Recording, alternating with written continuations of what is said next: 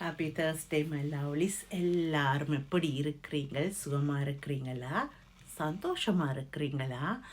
யோசிச்சு பாருங்க. உங்கள் சந்தோஷம் உங்களுடைய கைகளில் இருக்குது. யாரையுமே அதை தட்டி பறிக்க விட்டுடாதீங்க.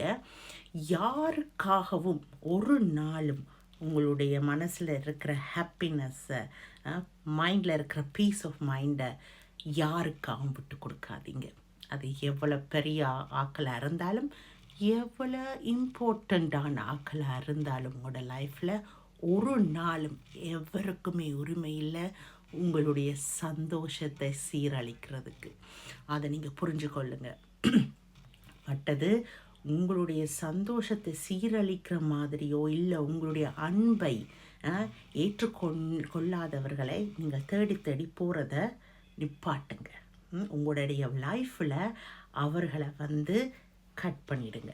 அந்த மாதிரி நபர்கள், அது எவ்வளவு நீங்கள் டைம் இன்வெஸ்ட் பண்ணி இருந்தாலும், எவ்வளவு அவங்க மேலே அன்பு வைத்திருந்தாலும் அவங்க உங்களுக்கு ஏற்றவர்கள் இல்லை. ஏனென்றால் அவங்க ஒரு நாளும் உங்களை நோகடிக்க மாட்டாங்க. அவங்க உங்களை நிஜத்தில் உங்கள் மேலே அன்பு உடையவர்களாக இருந்தால் அவங்க ஒரு நாள் உங்களை நோகடிக்க மாட்டார்கள். உங்களை அன்ஹாப்பியாக பார்க்க மாட்டாங்க. உங்களை மனசை சோர்ந்து உங்களை துவண்டு பார்க்க விரும்ப மாட்டார்கள்.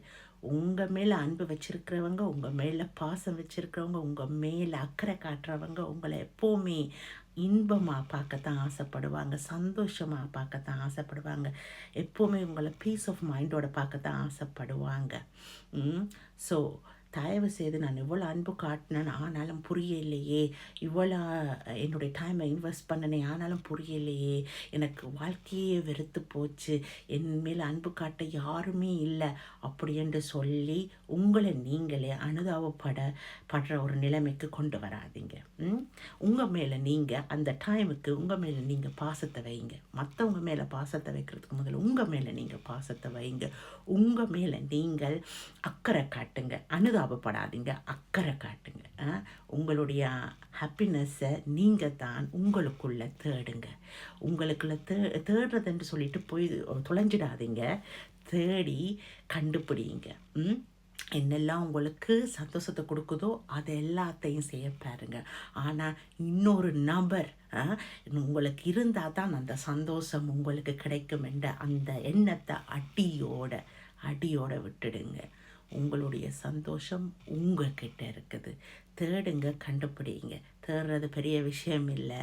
சிம்பிளாக மனசை ரிலாக்ஸாக வச்சுருந்தாலே உங்கள் சந்தோஷம் உங்கள் கையில், உங்கள் மனசில், உங்களுடைய டெய்லி லைஃப்பில் ரிஃப்ளெக்ட் பண்ணும்.